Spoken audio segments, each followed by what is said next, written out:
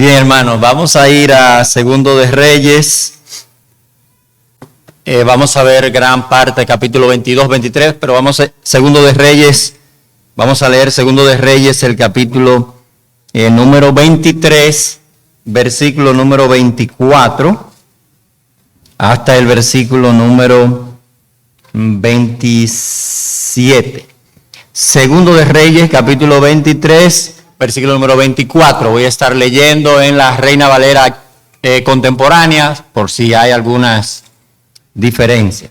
Segundo de Reyes, capítulo número 23, el versículo número 24, aunque estaremos predicando esta mañana desde el capítulo número 22. Segundo de Reyes, capítulo número 23, versículo número 24.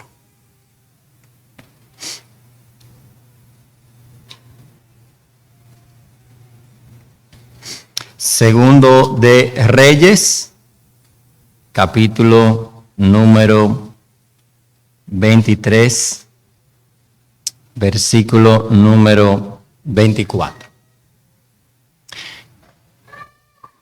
Reina Valera 60 dice: asimismo, barrió Josías a los encantadores, adivinos y terafines y todas las abominaciones que habían en la tierra de Judá y en Jerusalén, para cumplir las palabras de la ley que estaban escritas en el libro que el sacerdote Hilcías había hallado en la casa de Jehová. Versículo 25.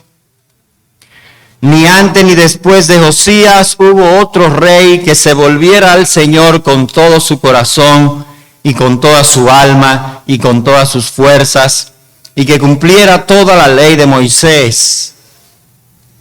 Sin embargo, versículo número 26, sin embargo, o con todo eso, Reina Valera 60, era tal la ira del Señor contra Judá por todas las provocaciones de Manasés, que el Señor seguía muy enojado.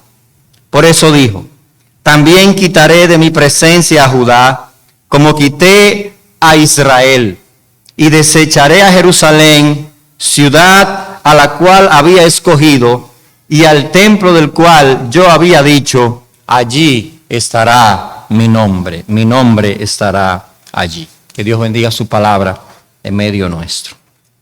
Padre, gracias por tu misericordia, gracias por tu bondad, gracias por reunirnos aquí en nombre de Jesucristo. Estamos, Señor, en disposición de reflexionar en tu palabra y queremos tener corazones tiernos ante tu palabra, no endurecidos. Queremos tener corazones que respondan de manera positiva a tu palabra. Así que ayúdanos, guíanos, asístenos con el poder de tu Espíritu Santo, ilumínanos. No nos dejes, Señor, a la confección de nuestros propios pensamientos y criterios, donde nosotros somos los héroes de esa narrativa, sino, Señor, ilumínanos con tu palabra, ilumínanos con tu verdad, donde tú eres el héroe, no solamente de la narrativa de nuestra vida, sino de la narrativa de toda la historia humana. Por eso nos dice tu palabra que toda la tierra está llena de tu gloria.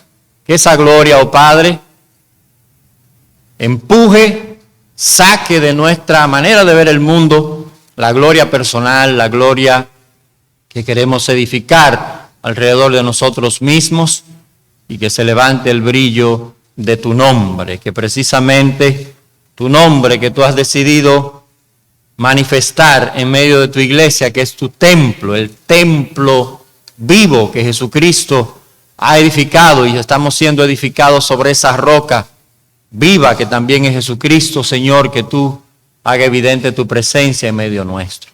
Así que te damos gracias, pedimos tu asistencia y tu bendición. Lo hacemos en el nombre de Jesús. Amén y amén.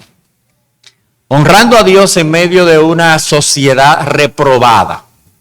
Y usamos la palabra reprobada porque es casi una palabra que va medio suavizada. Pero es honrando a Dios, hermano, en una sociedad bajo la ira de Dios, bajo el juicio de Dios. Esa es la gran paradoja en la que nosotros tenemos que manejarnos, y no solamente en el caso nuestro, también nosotros notamos eso en la historia de la Biblia, de hombres y mujeres que tuvieron que manejarse tomando la decisión de honrar a Dios en medio de una sociedad que estaba sentenciada. Es el caso, por ejemplo, de Noé. Nos dice la Sagrada Escritura que Noé era pregonero de justicia. Pero Noé sabía que su generación estaba sentenciada. Pero aún así, él seguía siendo un hombre justo en medio de la generación que le había tocado vivir. Nosotros como iglesia somos llamados exactamente a lo mismo. Nosotros como creyentes somos llamados exactamente a lo mismo. En medio de una sociedad bajo la ira de Dios, reprobada y sentenciada, Dios nos llama a ser luz y a ser sal, a vivir para lo bueno en medio de una sociedad que ya no sabe en qué consiste ese concepto de lo que es bueno. Pero eso sucedió también lo mismo en los días de nuestro Señor Jesucristo, por ejemplo.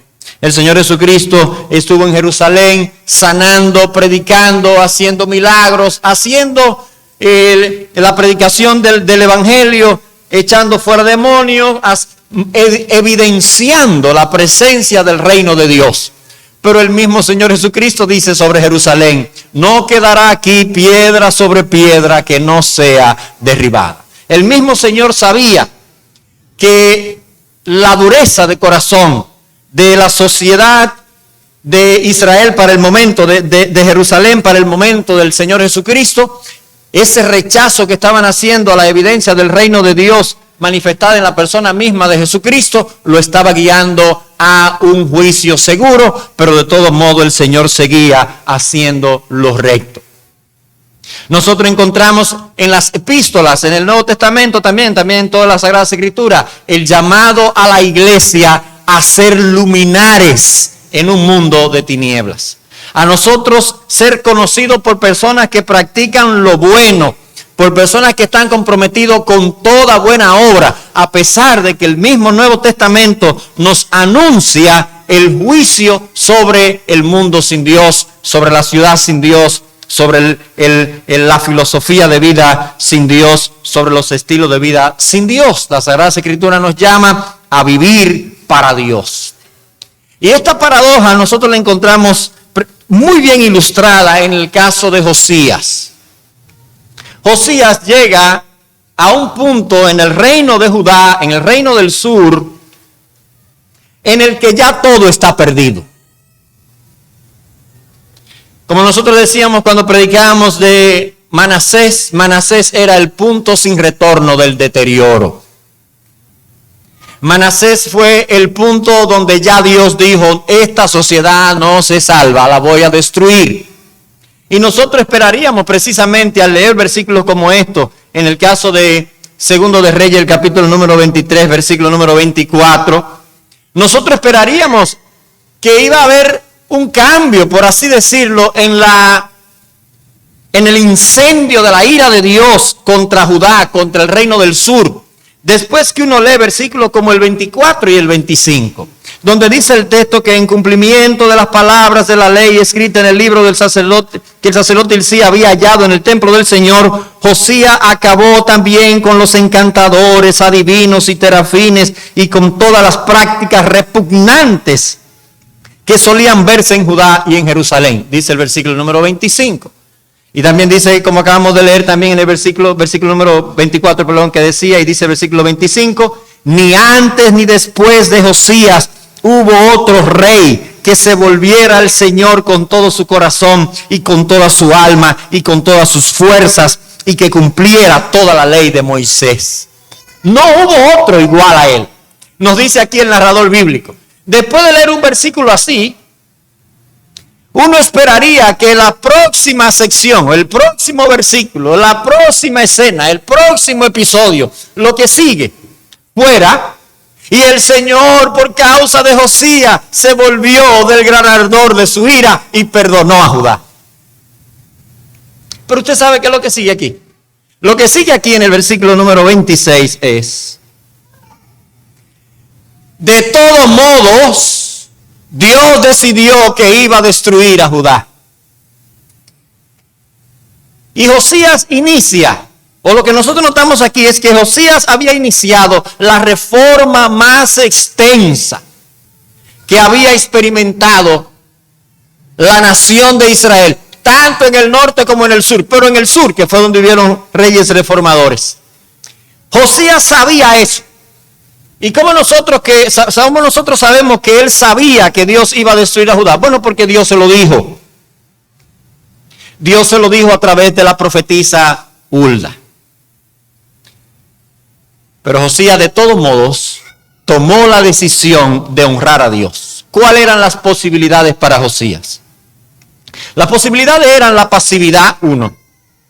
Posibilidad 1, bueno, mis hijos, aquí todo está perdido. Lo que vamos a hacer es que vamos a esperar que el juicio llegue, porque aquí no hay nada que hacer. Posibilidad 2, Josías pudo haber dicho, bueno, señores, como todo está perdido, pues cada quien a lo suyo, vamos al despilfarro. Porque mucha gente entiende que si una compañía va a quebrar, muchos empleados entienden que lo más indicado es robarle para uno quedarse con algo antes que ellos se declaren en quiebra. Entonces, como esta nación, como este proyecto de nación está quebrado, vamos a corrompernos todos.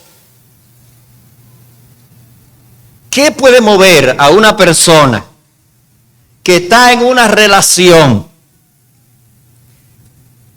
en la que todo indica que por el descompromiso de la otra persona la relación va a colapsar? ¿Qué inspira a que esa persona de todos modos busque honrar a Dios, aunque él está consciente de que esa relación no va a progresar, buscando el bien, promoviendo el bien del otro, haciendo lo que tiene que hacer delante de Dios?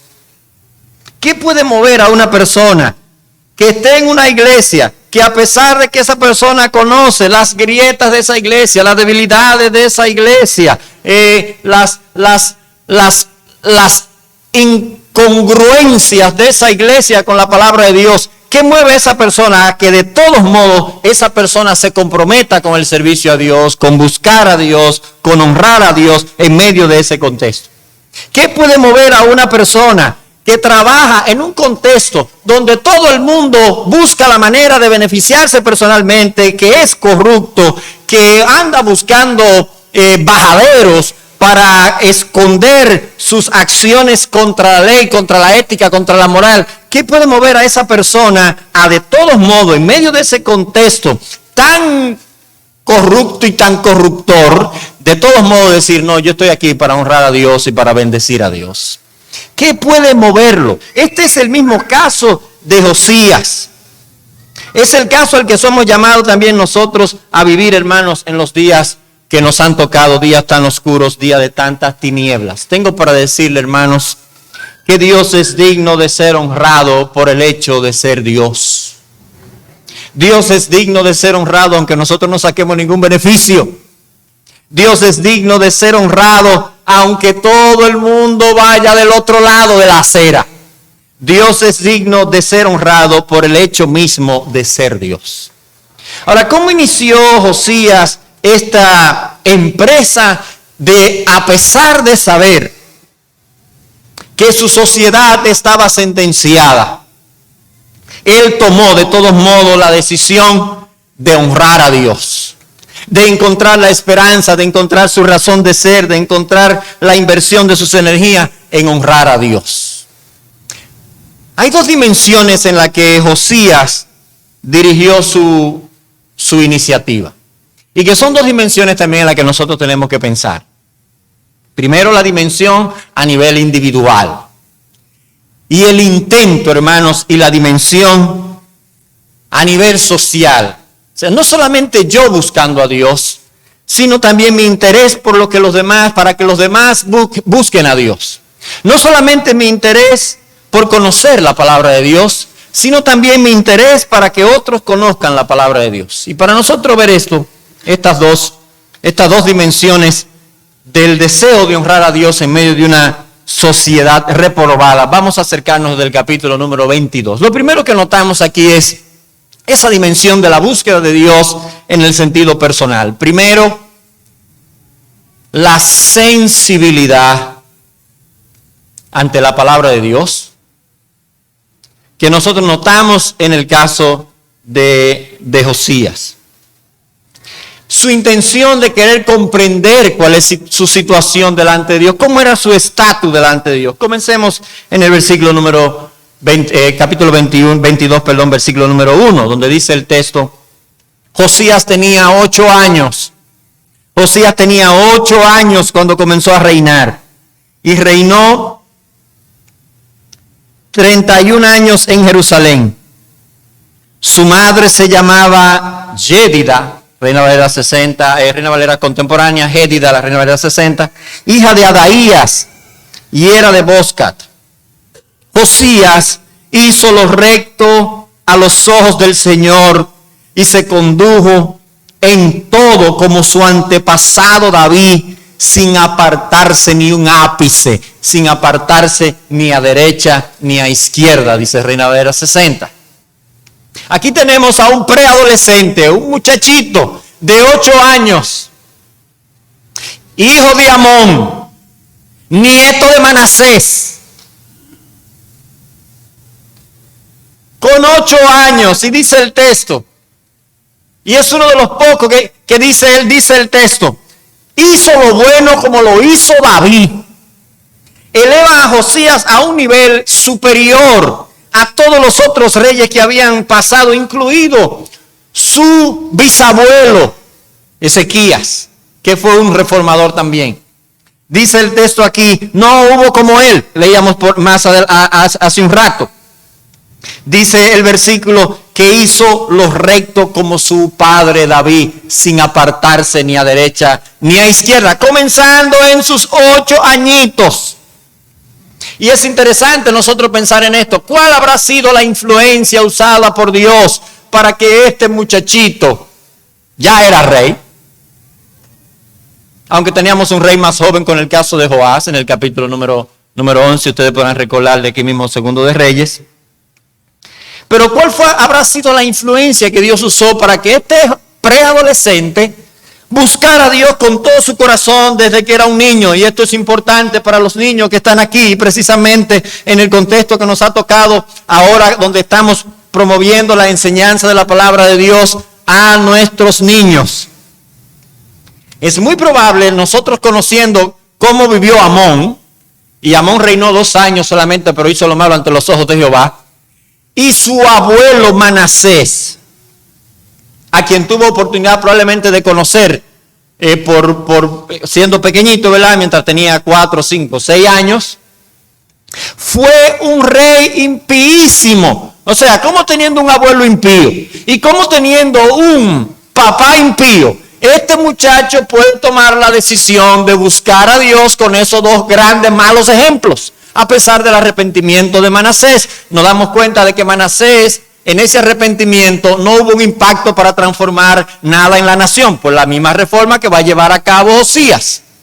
Es probable, hermanos, que la clave esté en esa señora que se menciona en el versículo número 1. Que la clave de la influencia en la vida de Josías haya sido su madre.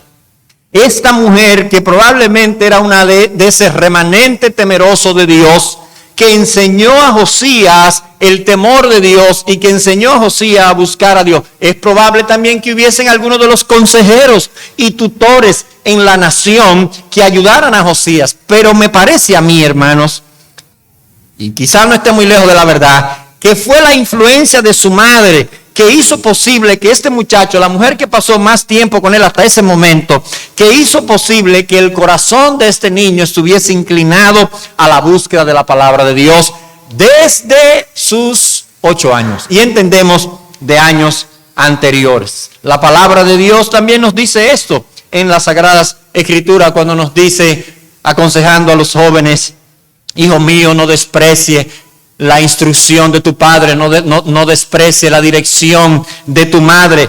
Este muchacho, hermanos, recibió esa influencia piadosa, muy probablemente de su mamá. Porque su papá no quería saber de Dios. Y su abuelo menos.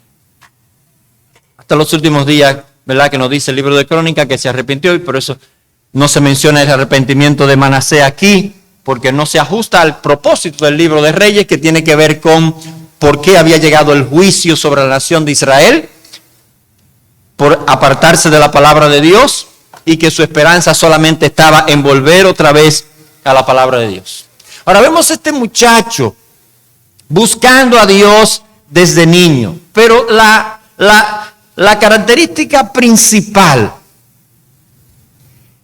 era su sensibilidad ante la palabra de Dios. Fue su respuesta cuando se encontró de lleno con la palabra de Dios.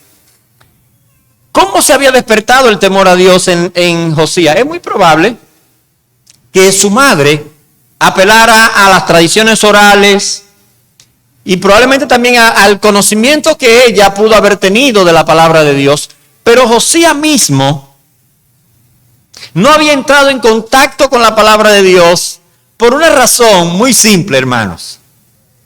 Manasés gobernó 55 años. Amón, 2.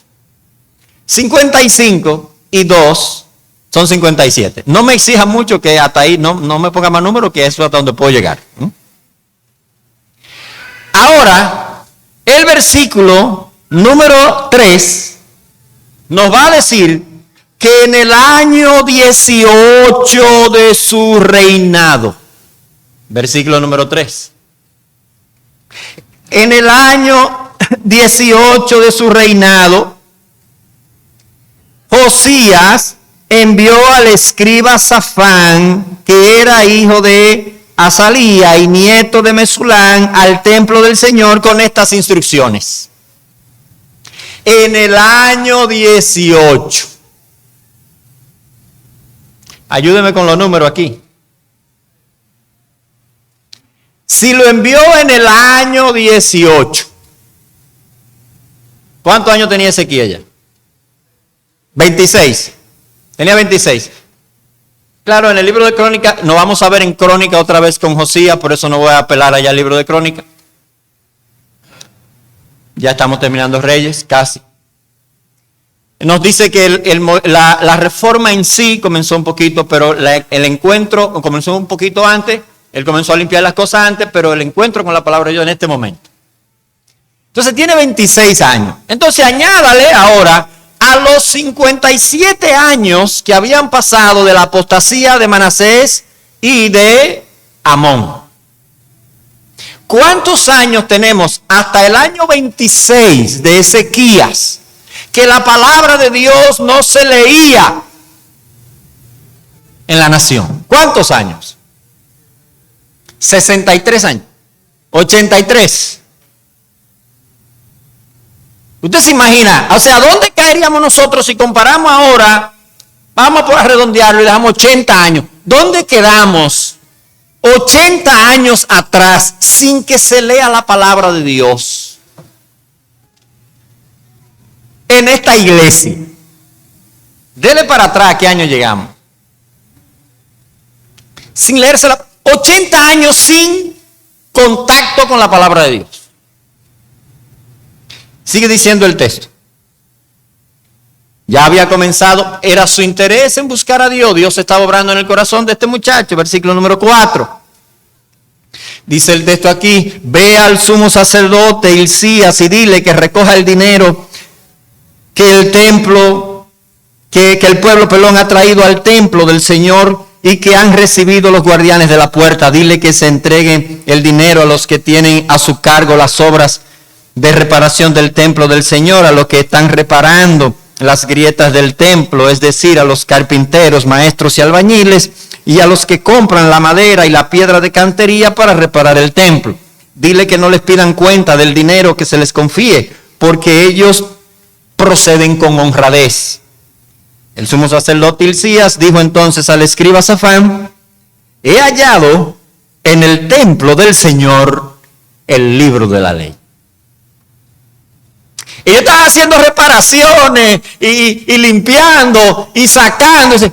¿Y qué es esto? Se supone que en el templo lo normal, los sacerdotes, los levitas, etcétera, debían de estar ocupados en la lectura de la palabra de Dios. ¿Sabe lo que había hecho Manasés y Amón? Habían cerrado el culto a Jehová, por tanto, habían desplazado la lectura de la palabra de Dios. Algún sacerdote, 80 años atrás, dijo, hay que esconder esta copia. Hay que esconder una copia de la palabra de Dios. Y guardó y la puso por ahí. Algún día llegará un temeroso de Dios. Y guardó esa copia. Usted se imagina, 80 años, y que alguien se le ocurrió, vamos a esconder esta Biblia. Quizá algún día venga un muchacho de esto y diga, ay, me encontré una Biblia. ¿Y qué será lo que dice? Ay, Dios mío, mira un muchachito que mató un gigante. Comenzar a redescubrir la palabra de Dios otra vez. Dice el texto. Y no solo dio el libro a Safán, sino que lo leyó. Y cuando el escriba Safán se presentó ante el rey, le dijo, tu siervo han recogido el dinero que había en el templo y se lo han entregado a los que hacen la obra. Y tienen a su cargo los arreglos del templo del Señor. También eran 80 años de descuido en el templo. Dice además, el escriba Safán le informó al rey, el sacerdote Hilcías me ha dado un libro.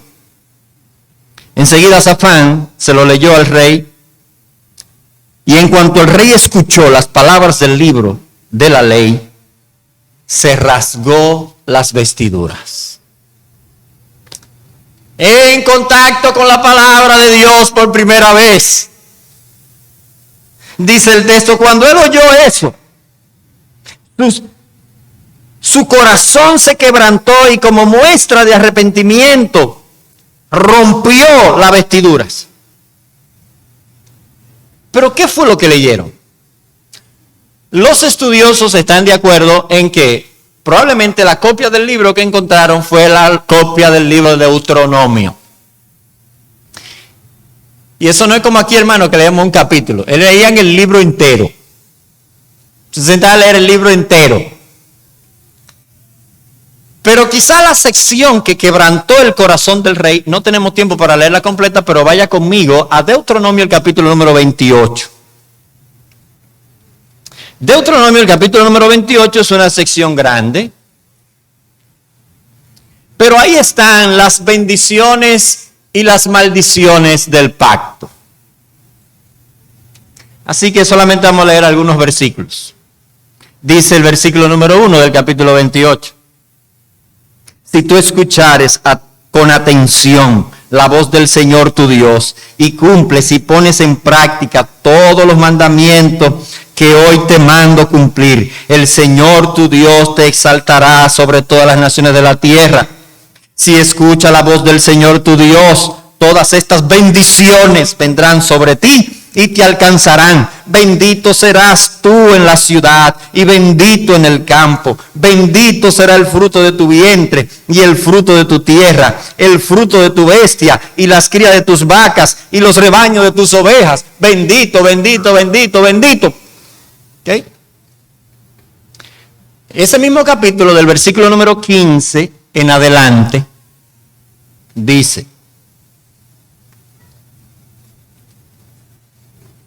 si no oyeres la voz del Señor tu Dios, ni procuras cumplir todos sus mandamientos y estatutos que hoy te mando cumplir, vendrán sobre ti y te alcanzarán todas estas maldiciones.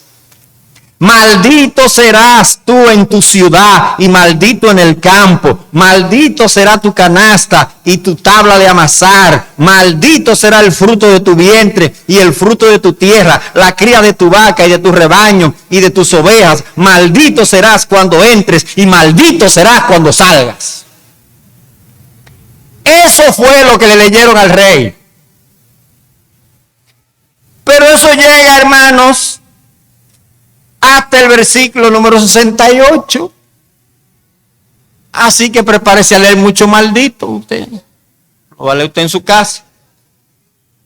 Regresando entonces al capítulo número 22 de nuestro texto. El rey está conmovido ante la palabra de Dios. algo que se ha perdido, porque ya no hay cosas sagradas, ya no hay nada santo, ya no nos conmovemos ante la palabra de Dios, no tomamos en serio la palabra de Dios, pero Dios toma en serio su palabra. Nosotros tenemos que tomar en serio lo que Dios toma en serio. Ahora el rey sabe ya que está confrontado con la palabra de Dios. Ahora él quiere entender cuál es su situación, cuál es mi estatus ahora delante de Dios. Porque si es por esto que acabamos de leer, señores, la ira de Dios está sobre nosotros. Eso es lo que el rey en sus 26 años ha llegado a pensar. Dice el texto entonces,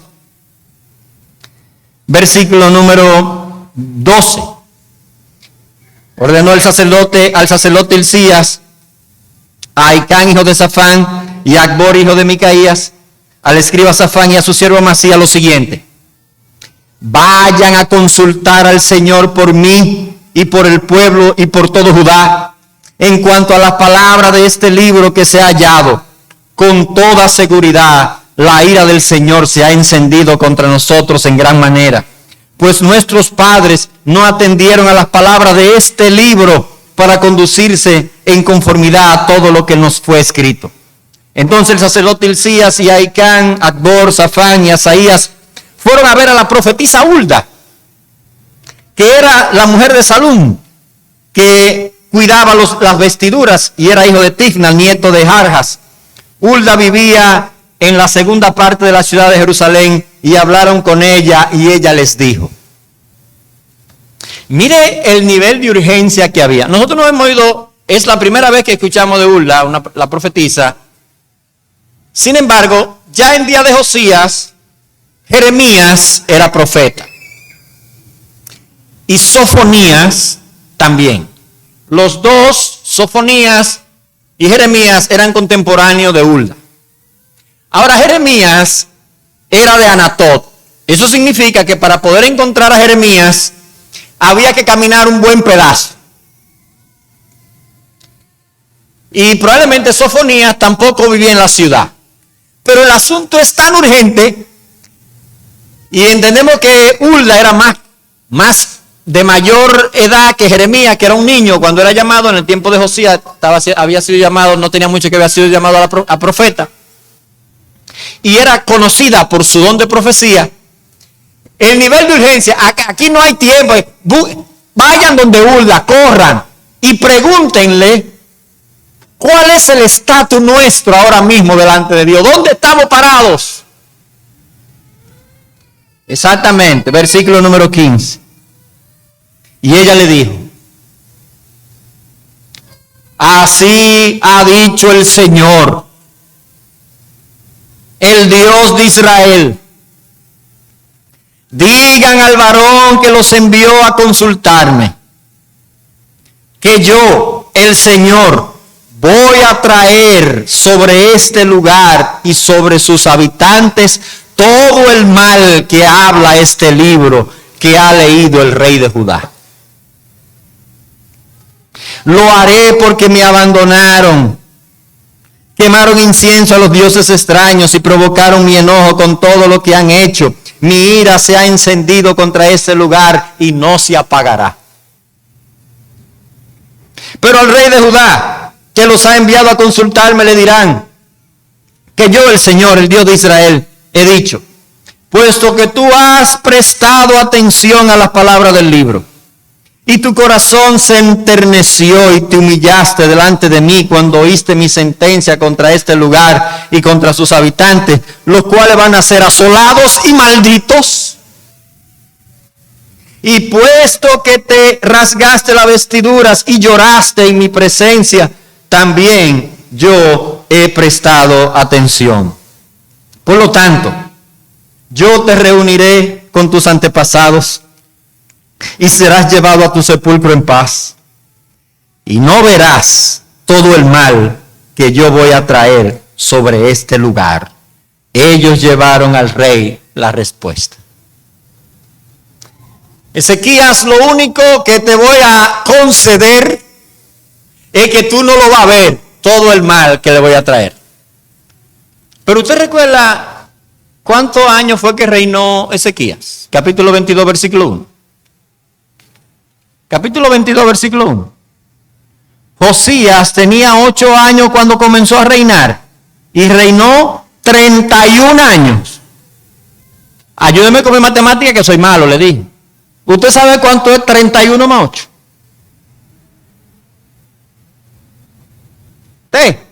¿Usted cree que Dios le va a decir, no, tú no vas a ver el mal de esta ciudad, pero no te preocupes, que tú vas a vivir 100 años? Oye, Ezequiel, es que aunque tú hayas todo así, yo te voy a juntar con todo, que tú te vas a ir en paz, pero no creas tú que tú me vas a tener mucho a mí, ¿no? A 40 años tú no vas a llegar. La piedad, todo esta sociedad está sentenciada. Yo te voy a sacar temprano para yo ir a lo mío con ellos. 39 años de edad, ahí es que va a morir Josías en el campo de batalla por una estupidez, pero va a morir en el campo de batalla. Y en este caso, morir en paz era no ver la destrucción de Jerusalén. Eso era lo que iba a significar morir en paz para él. Ahora, ante esa información, si usted le dicen, oye, no te esfuerces tanto, que eso está perdido. No invierta tu dinero ahí, no invierta tu energía ahí, no invierta tu ánimo ahí, eso está perdido. ¿Qué usted hace? Es verdad, yo me voy para mi casa. No deje eso así. ¿Saben lo que hizo Josías? O sea, Hulda le da la profecía y le dice, aquí todo está perdido, Josías. La ira de Dios va a caer sobre este lugar. ¿Saben lo que hace Josías? Josías entiende que Dios es digno de ser obedecido porque Dios es Dios, venga lo que venga. Y dice el versículo número 23, el capítulo 23, que Josías entonces comenzó una nueva dimensión de su búsqueda de Dios, hacer que otros busquen a Dios. Pero, ¿qué tanto éxito iba a tener? No iba a tener gran éxito. Pero de todo modo intentó lo correcto, lo bueno. No solamente buscar a Dios, sino también incentivar a otros a buscar a Dios, dice el texto. Y voy a leer una gran sección ahora, dice, capítulo 23, versículo 1. Entonces el rey ordenó que todos los ancianos de Judá y de Jerusalén se reunieran con él. Y el rey subió al templo del Señor en compañía de todos los varones de Judá y todos los habitantes de Jerusalén. Lo acompañaban los sacerdotes y profetas. Entendemos que ahí va Jeremías, ahí va Sofonías también. Y todo el pueblo, Hulda probablemente también, dice, desde el más chico hasta el más grande. Allí leyó, de modo que todos oyeran todas las palabras del libro del pacto que había sido hallado en el templo del Señor.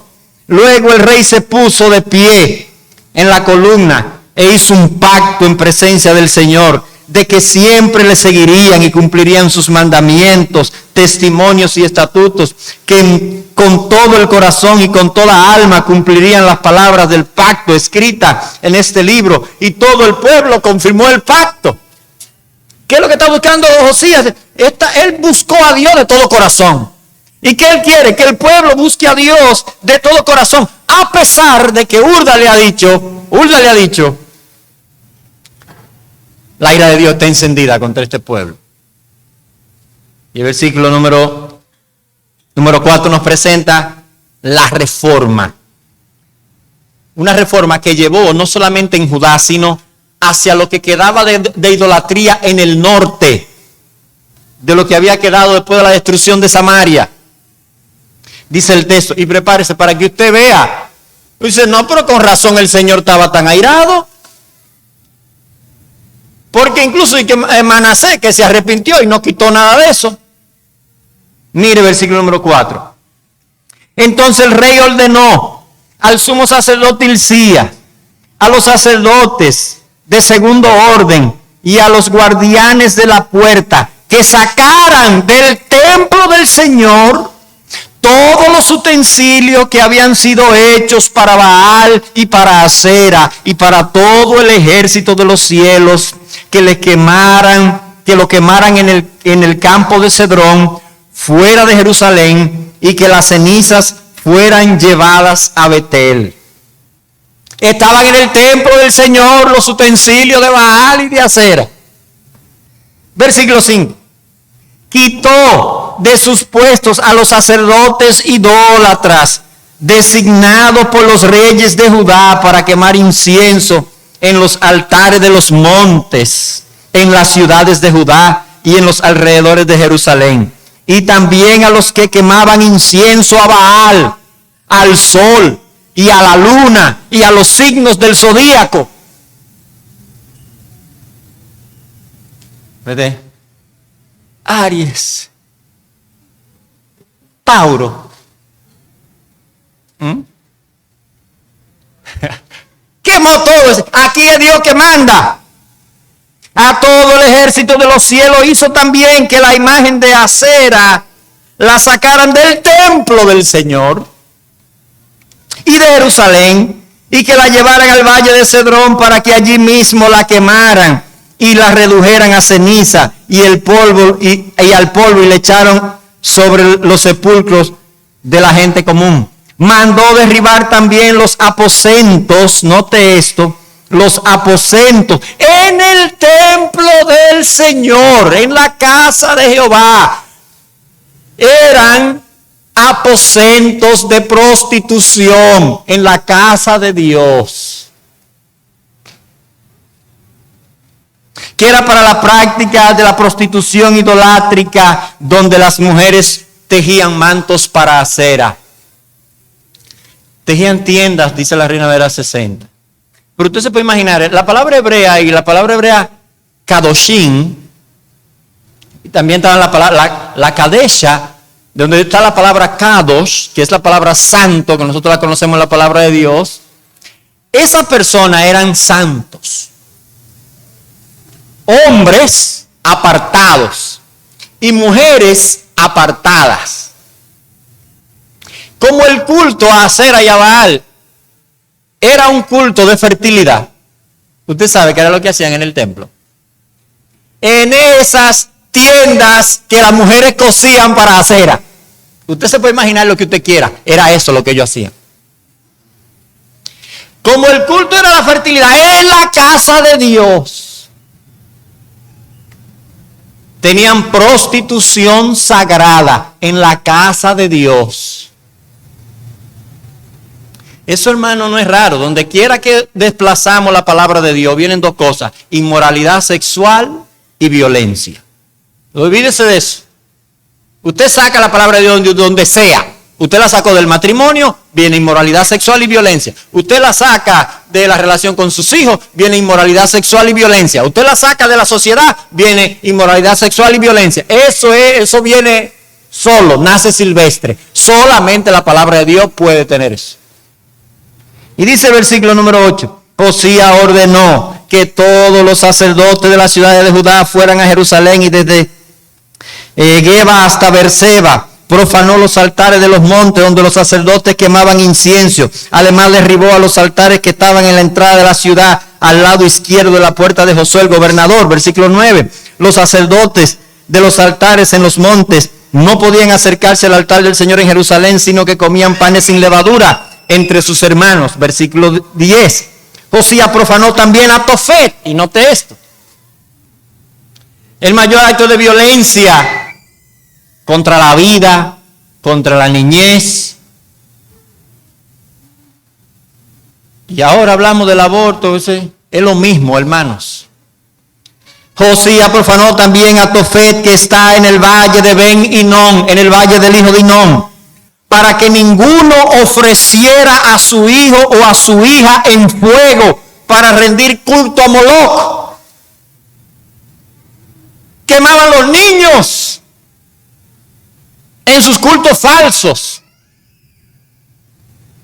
Quitó también los caballos que estaban en la entrada del templo del Señor junto a la cámara del eunuco Natán Melech, el cual tenía a su cargo los ejidos. Esos caballos habían sido dedicados al sol por los reyes de Judá, pero Josías ordenó que lo quemaran.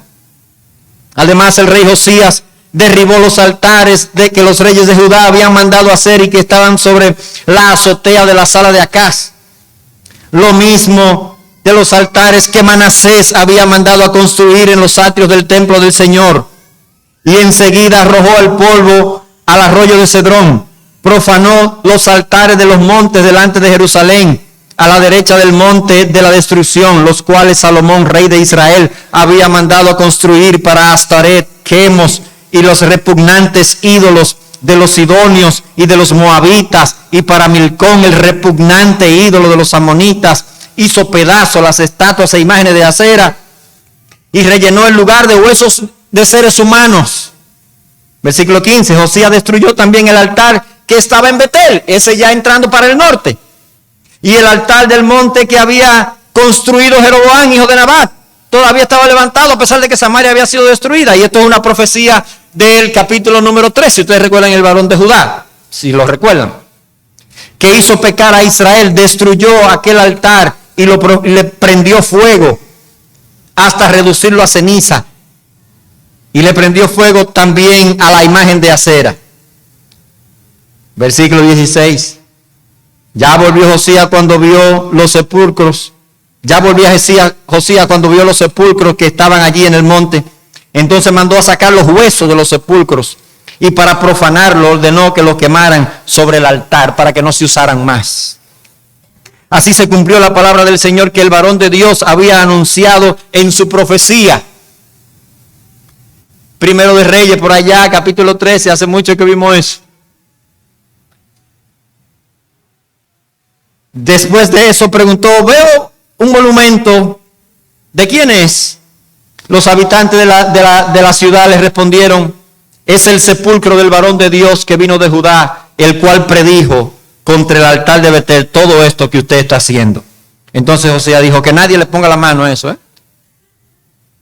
Fue así como se preservaron los huesos de lo del profeta que había llegado de Samaria. Pero Josías ordenó que se quitaran todos los santuarios de los altares que había en los montes de Samaria, con los cuales los reyes de Israel habían provocado la ira del Señor, e hizo con ellos lo mismo que había hecho en Betel. Además, sobre estos altares sacrificó a todos los sacerdotes de los santuarios que había en sus montes, y quemó sobre ellos huesos humanos. Después de eso volvió a Jerusalén. Se pasó la mayoría de los años de su vida empujando esta reforma. Que Dios volviese a ser honrado en sus dominios. Eso era lo que buscaba. Y luego dice el texto, celebraron la Pascua, que era el símbolo de la libertad, del compromiso con Dios, del pacto con Dios. Volvieron a su identidad de pueblo de Dios, porque alejados de la palabra de Dios, tenían la identidad de los pueblos paganos, no la identidad del pueblo de Dios. Y cuando limpia la nación, dice el versículo número 21, el rey dio a todo el pueblo la siguiente orden: celebrar la Pascua del Señor su Dios, tal y como está escrito en el libro del pacto. La Pascua no se había celebrado desde los días que los jueces gobernaban en Israel, ni tampoco en los días de los reyes de Israel y de Judá, pero se celebró en Jerusalén en el año 18 del reinado de Josías, en honor del Señor. Hay más detalles en el libro de Crónicas, lo veremos en Crónicas si Dios quiere. Esta fue la reforma que llevó el rey Josías a cabo. Y Dios le dijo, de todo modo, Josías, porque tú respondiste de la manera correcta, yo te voy a preservar, tú no vas a ver el mal que viene sobre este pueblo, pero esta sociedad está sentenciada. Josías va a morir en el campo de batalla, es lo que nos dicen los versículos número 28 en adelante. Tenemos más detalle también en el libro de Crónicas, voy a ir solamente a decirlo para tener la información. Dice versículo 28, los demás hechos de Josías y todas sus obras se hayan registrado en el libro de las Crónicas de los reyes de Judá. Por esos días, el faraón Necao, rey de Egipto, se dirigió al río Éufrates para luchar contra el rey de Asiria. Así dice la Reina Valera actualizada, también dice la Reina Valera 60, que subió contra el rey de Asiria. La preposición hebrea al, que está traducida como contra, y puede también traducirse como hacia o a. Y entendemos, en conformidad a la historia universal, lo más probable o la traducción quizá más exacta sería traducir subió a el rey de Asiria o hacia el rey de Asiria, no para pelear contra el rey de Asiria, sino para apoyar al rey de Asiria, por algo que vamos a decir más adelante. Dice el texto, y el rey Josías salió a enfrentarse con el rey Faraón Necao en Megiddo, pero cuando Necao lo vio, lo mató. En el libro de Crónicas nos dice que Necao le dice a Josías, pero yo no vengo a pelear contigo, ¿qué tú haces aquí? Mi pleito no es contigo, yo voy a pelear con un enemigo en otro terreno. Y de todos modos Josías no le hizo caso, se disfrazó y entró en el campo de batalla y murió en el campo de batalla. Dice versículo número 30, sus oficiales lo pusieron entonces en un carro y lo llevaron su cadáver a Megiddo, a Jerusalén, para ponerlo en su sepulcro. La gente del país tomó entonces a Joacás, hijo de Josías, y lo ungieron y lo proclamaron rey en lugar de su padre. ¿Qué pasó aquí? ¿Por qué Josías interviene en este conflicto? Si él estaba tan ocupado en su reforma. En conformidad con lo que es la historia universal y la historia de la región para el año 620 al 605 antes del Señor Jesucristo, el imperio asirio, si ustedes se dan cuenta, Josías puede entrar incluso al norte, donde estaba Betel, y destruir todos los altares y no pasa nada. O sea, Samaria había quedado como una provincia asiria. ¿Por qué entonces Josías penetra en territorio que había sido declarado como una provincia asiria y nadie sale a confrontarlo? Y tumba un altar aquí, tumba otro altar allí, en el norte. La respuesta, hermano, es muy simple. Para estos años, Asiria está enfrentando el momento más difícil de lo que fue el imperio neoasirio. Nabopolassar, que es rey en Babilonia, no era rey en Babilonia, pero que fue un revolucionario, llegó a ser rey de Babilonia, es el papá de Nabucodonosor, comenzó una rebelión contra el dominio asirio y organizó en unión con los medos y en unión con otras naciones que habían sido reventados y explotados por los asirios, comenzó una rebelión en Babilonia, logró vencer a los asirios en Babilonia y comenzó a organizar un gran ejército para atacar a la ciudad de Nínive. Ahí se va a cumplir la profecía de Dios contra Nínive, que Nínive iba a ser destruida y todo eso. A Habacuc, Dios le había dicho, he aquí yo levanto a los caldeos. Cuando Habacuc se quejó delante de Dios por todo el pecado y por toda la injusticia y por toda la maldad que había en Judá, Dios le dijo, no te preocupes, Habacuc, yo levanto a los caldeos. Y los caldeos entonces, que iban a ser el nuevo orden mundial, tenían su ejército preparado ya y estaban listos para atacar Nínive. Es probable que el faraón subiera para ayudar a Asiria, porque era mejor un malo conocido que un malo por conocer. Entonces usted sabe que el bisabuelo de Josías, Ezequías, había sido pro babilonio. Recuérdense que Ezequías recibe la comisión de Babilonia y le enseña la casa, y le enseña el oro, y le enseña todo. Y Asiria había hecho sufrir demasiado a Judá. Por tanto, lo más probable es que Josías también fuera pro babilonio. Y cuando se entera que Egipto va para reforzar los ejércitos de Asiria, él pasa, no tienen que pasar por la Palestina. Egipto tenía que subir con su ejército y pasar por el lado de Josías. Josías estorba el paso de ese refuerzo para que entonces los babilonios puedan darle con todo a los asirios. Claro, los babilonios no le van a perdonar esa a los egipcios, porque Nabucodonosor va a entrarle cuando logre vencer a los asirios, que era el primer imperio que tenía, o la primera fuerza que tenían que derribar, luego pasarán a conquistar todo más para abajo, incluido Judá. Porque la profecía dice que no era Asiria que iba a destruir a Judá, sino Babilonia. Entonces, ¿qué es lo que se está cumpliendo aquí? En estos cambios mundiales, ¿qué era lo que estaba pasando? Se estaba preparando para el cumplimiento de la palabra de Dios. Quizás Josías también pudo haber interpretado que si Asiria ganaba, iba a estorbar su reforma, iba a seguir otra vez presionando y presionando. Y que era mejor, como decíamos ahorita, bueno, en este caso, para Josías, preferiría que Asiria fuera desplazada y que viniera otra fuerza internacional. Pero ¿qué nos deja ver eso, hermanos? Que la palabra de Dios siempre se cumple. A nivel local, a nivel personal y a nivel internacional. Y eso para nosotros tiene mucho valor y es muy importante. Somos Iglesia Templo Bíblico Villa Montellano, llamados a servir desde esta localidad. Hermanos, todos los analistas sensatos del mundo, ¿sabe qué es lo que nos dicen? Que nuestro mundo está a punto de colapsar. La crisis medioambiental, porque no tenemos dominio propio, no comemos todos los palos donde nos ponen, no comemos todos los palos.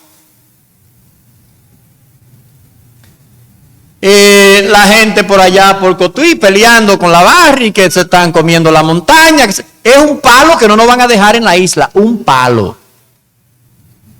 Pero eso es en el mundo entero.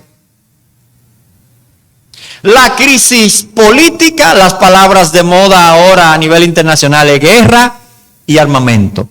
Guerra y armamento. Cuando en un país como el nuestro agarran 17 fusiles que van rumbo a Haití.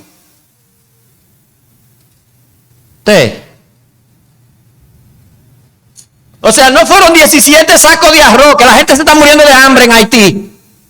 Y agarraron un contenedor de arroz que no iba a pagar impuestos, lo llaman para Haití. No, 17 fusiles. Pero eso es a nivel chiquito. Estamos hablando de que Europa se va a armar, tiene que rearmarse. O sea, Europa dice, tenemos que asumir nuestra propia defensa. Por tanto, ahora tenemos que comenzar a comprar armas y armarnos de nuevo. Porque el amigo Trump no está por gastar cuarto en estar defendiendo a nadie. Está a defender ellos. Pero y a nivel ético y a nivel moral, donde ya nada es sagrado, donde lo que vale solamente la sociedad del entretenimiento, la sociedad del humor. Ya no hay humor con la suegra, no, porque la suegra es objeto de conquista del yerno también. ¿Te ve? Ya la suegra también tiene que ser conquistada. Entonces hay que sacarla del área de burla. Porque la suegra también está compitiendo con la hija. Porque no hay relaciones sagradas. En el libro de Levítico, el capítulo número 18, la palabra de Dios nos dice, no te acostarás con tu hermana, hija de tu mamá, hija de tu papá. ¿Usted cree que dice eso ahí? Oh, qué bárbaros. Eran esa gente allá en el capítulo número 18 de Levítico. Dice también, no te echarás con animal. Oh, qué bárbaro. Tengo para decirle que eso no es que bárbaro, eso está en el corazón humano. Y usted verá que hasta ahí va a llegar también el deterioro moral. Y vamos a escuchar y vamos a ver continuamente como una normalidad los hermanos en una inmoralidad rampante. Y la gente que no se metan conmigo, que me voy a casar con mi mascota. Pero usted y yo, ¿cómo entramos ahí? Dios nos dice, cualquier cosa que tenga vida, tiene que tener vida en el terreno de mi palabra. Y si hay algo que esté vivo en usted como individuo, solamente puede tener vida si tiene la vida que trae la palabra de Dios. Tenemos que reencontrarnos con la palabra de Dios. Tenemos que volver a las Sagradas Escrituras, a tomarla en serio como Dios la toma en serio, porque lo que Dios está diciendo ahí es serio. La nación de Israel pensaba que las maldiciones no eran en serio. Y no, y Baal para acá, y Baal para allá. Yo voy a levantar a los caldeos. Y esos movimientos que estaban ahí eran movimientos para cumplir la palabra de Dios. Todos los movimientos a nivel mundial, ¿sabe para qué son? Para que se cumpla la palabra de Dios. Todos los locos que vayan a gobernar a nivel mundial y que puedan tomar las decisiones de que nos fajemos, de que peleemos, de que haya guerra, todo eso es para que se cumpla la palabra de Dios. Usted alinee su vida con la palabra de Dios.